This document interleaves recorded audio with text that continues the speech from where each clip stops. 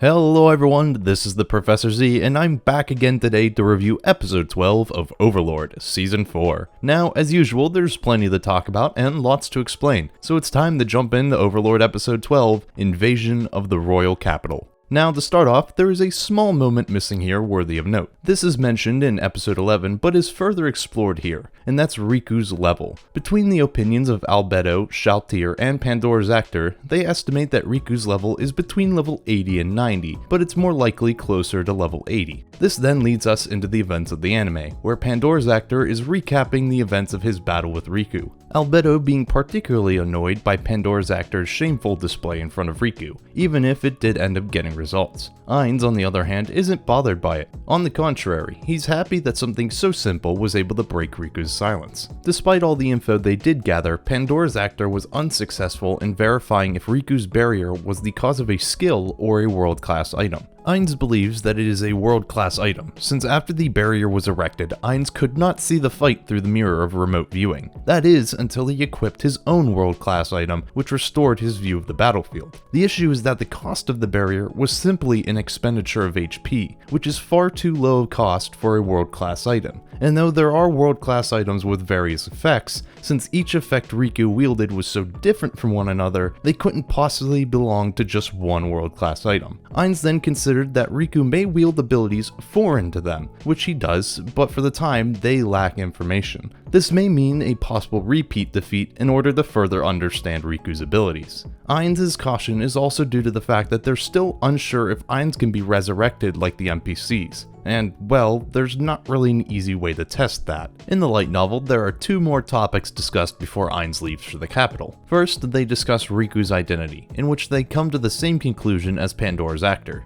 Riku is rather the Platinum Dragon Lord or one of the 13 heroes. The second and more important topic discussed is the idea of recruiting Riku. While Ainz doesn't believe it to be possible, Albedo requests that if she can rein him in, that he be put under her command, which Ainz agrees to. Ainz then begins to leave for the capital, when he is stopped by Albedo, who believes that Ainz shouldn't need to get involved with such things. But Ainz has standards, and when he's playing the villain, he's going to play the part to a T. Moving over to the capital, we get an anime-only moment, with Renier gifting the children and workers of her orphanage one final meal. Now, this scene is mentioned in the light novel, but this exact moment does not play out like it does in the anime. Moving on though, Renier has a meeting with Lacus and the rest of Blue Rose. And I must say, Brain trying to pour tea is one of my favorite changes the anime's made to the source material, because I find this hilarious. And while Lacus rejects the tea, the other members of Blue Rose are of another opinion,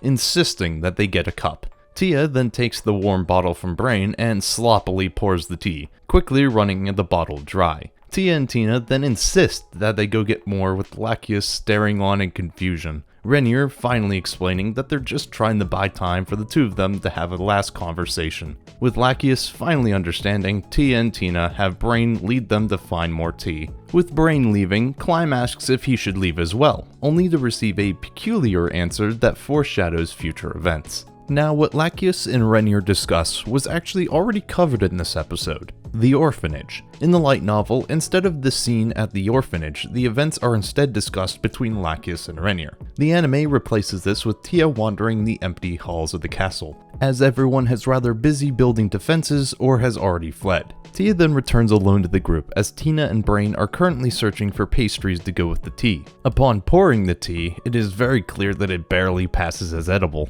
Not that it matters, as the tea was just a distraction for Tia to strike. A combination of Tia stabbing with poison barbs and Gargantua's heavy blows leaves Lacus with no room to retaliate. Climb tries to get answers from Evil Eye about what's going on, only to receive a threat to stay put or get a spell to the face. After a short struggle, Evil Eye is finally able to cast Resist Weakness and Charm Person combo in order to put Lacus under her control. Now, the reason that this was all necessary was due to Lacus's natural defenses. Without weakening her first, Charm Person would be naturally resisted, and thus the plan would fail. So they needed to weaken Lacus first. The group also removed Brain, the only comparable combatant, from the room in order to prevent any unwanted complications. Evil Eye then orders Lacus to remove the needles herself, since someone else removing it could cause the mind control to break. Evil Eye then turns to Renier and comments on how level-headed she's been through all this. with Renier explaining that she didn't think this would happen without a reason. That reason being that Lachius was the only one who wanted to stay and protect the capital, so everyone else agreed to take Lachius away by force, since she wouldn't listen to reason. With Lachius under their control, the group just needs to wait for Tina to return. Meanwhile, Evil Eye offers to take both Renier and Climb with them. Where to? Well, there's a ruined country to the southeast, which is something you can learn more about by reading the Overlord side story light novel, The Vampire Princess of the Lost Country. I doubt it'll ever get an anime adaptation, so if you want to learn more about it, you'll have to read the book. Renier rejects Evil Eye's offer, and as she does, Tina and Brain return, with Brain instantly going on guard. Renier is able to calm his nerves though, with Evil Eye giving Brain the same offer she gave Renier, which he also rejects. With that, Blue Rose teleports away to places unknown. This isn't the end of the goodbyes though, as Brain plans to challenge Ainz to a duel, despite acknowledging that he'll most certainly lose. After returning Razor Edge and giving one final farewell to Climb, Brain leaves. With Brain gone, Renier wishes to return Razor Edge to her father, but first she wants to test it out herself.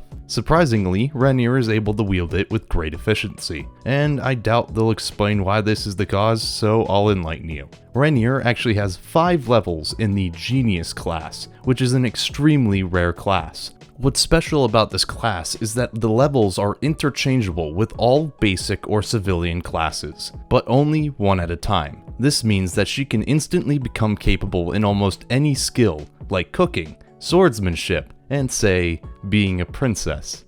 Continuing on though, we move to the city's wall, which has just been decimated by Cocytus and his servants, the Frost Virgins. They're not alone however, as Aurora arrives with her magical beasts. Easily scaling the wall, Aurora reaches the top, posing with her adorable V symbols. Now, with a perfect view of the city, Aurora pulls out a map in order to find the Magician's Guild. Meanwhile, Aurora's beasts reach the top of the wall as well, and while most of the soldiers collapse out of fear, some begin to run. They don't get far though, as the roar of the Iris Tyrannus Basilius caused instant death in those significantly weaker than it, which, considering it's level 71, means all of the soldiers around it died. Though to the other magical beasts, it's just really annoying. Giving Iris an order to squash those left on the wall, Aurora then jumps into the city and begins her orders. Finally, we cut over to Brain as he walks the now desolate streets of the capital, the buildings filled with the hiding families, or those who couldn't wait for the Sorcerer's Kingdom's attack, if you catch my drift. As Brain walks, he notices a thick white mist approaching, and though he had originally planned to sneak towards Ainz's encampment, upon seeing that this was the same street that Gazif's and now his home resides, Brain decides to make his final stand here. Taking out 3 magic potions, Brain downs each of them to prepare for his battle, but upon actually seeing Cocytus, Brain realizes how outclassed he really is. Now, what happens next is the complete opposite of Brain's fight with Shalltear. While Shalltear had 0 respect for Brain, Cocytus shows respect for a fellow warrior. That is what the exchange of names between the two of them signifies. Cocytus then retrieves the divine class weapon God-slaying Emperor Blade from his inventory and takes a Jodan stance. Faced with Cocytus's overwhelming strength, Brain takes his stance and activates his field. What follows is an attack far stronger than the one Brain used to chip Shalltear's nail,